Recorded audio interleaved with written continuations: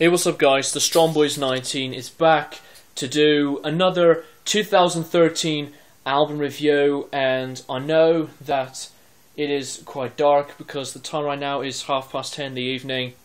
So yeah, that's not what I'm going to talk about. I'm going to be doing the album review on the upcoming release from Megadeth entitled Super Collider. And I know that Duncan, who is one of my favourite reviewers, have already reviewed this album, so really cool guy. So yeah, what do I think of Super Collider? Super Collider is a colossal disappointment. You know, it's free for a download leak, and the whole album is not to be released until June the 4th, and Johnny K is the producer for the album, and it runs over 45 minutes.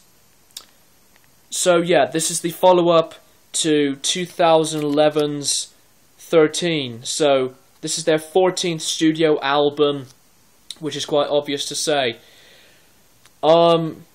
So yeah, when the track Super Collider came out, a lot of people were really quite bashing the song to pieces. I really don't hate it a lot. It's just an unexpected, but I say a pretty bad type of Megadeth song, if you ask me.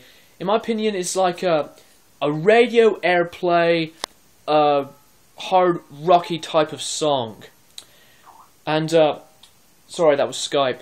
But anyways, Kingmaker, the track, came out after that, and obviously the track is really much more better. It really brings in the original vibes of the heaviness and aggression of Megadeth's creativity, and it's the opening track of the album. And the whole album's just leaked, and to me, it's not to my enjoyment at all. Period. I try to get into it, you know, like try to dig it to really like the album. Excuse me. But from the whole album as a whole, it's just not right, and sadly, it won't be in the top 25 of the year. Sad to say, because I really like Megadeth a lot. They've made some really good albums, you know, like the debut, Killing Is My Business, and Business Is Good, Peace Sells But Who's Buying, you know, the legendary Rust in Peace. There were some other really good albums, you know, Endgame, and The System Has Failed is another cool album, and whatnot. So I wanted something to be really much more better than this. I want it to be like the next, I don't know, Endgame, or the next System Has Failed or whatnot, or just, you know, any Megadeth album. Well, not any, since Megadeth had some pretty bad albums, you know, like Euthanasia and Risk and The World Needs a Hero. So yeah, this is another one of these albums that I was anticipated for, you know, along with the likes of Black Sabbath and amongst others. But Megadeth really had to let me down. So I'm sorry, Megadeth, but you failed, unfortunately. Most of the tracks on here are just extremely mediocre stuff. Don't get me wrong, the opening track, Kingmaker, Don't Turn Your Back, and what's the other song? Sorry, I forget things at times. Built for War. To me, those three songs are really good songs. They really have the heavy aggression of heavy thrashy type of metal stuff. But the others, songs like obviously Super Collider, Burn, Dance in the Rain, Off the Edge, you know, just others. Come on, it's just, you know, very meh. Dave Mustaine's vocals on this whole entire album are, I'd say, not that bad. I mean, he really just wants to make his vocal range just strong, like it was back in the great days of Peace Cells and Rust in Peace and whatnot. But his vocals on this album are just, I'd say, you know, pretty cool stuff.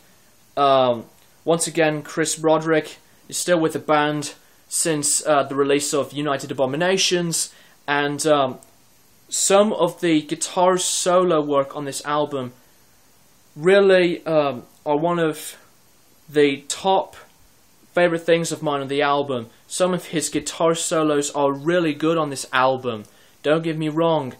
So I have to say that Chris Broderick is one of my favorite metal guitarists.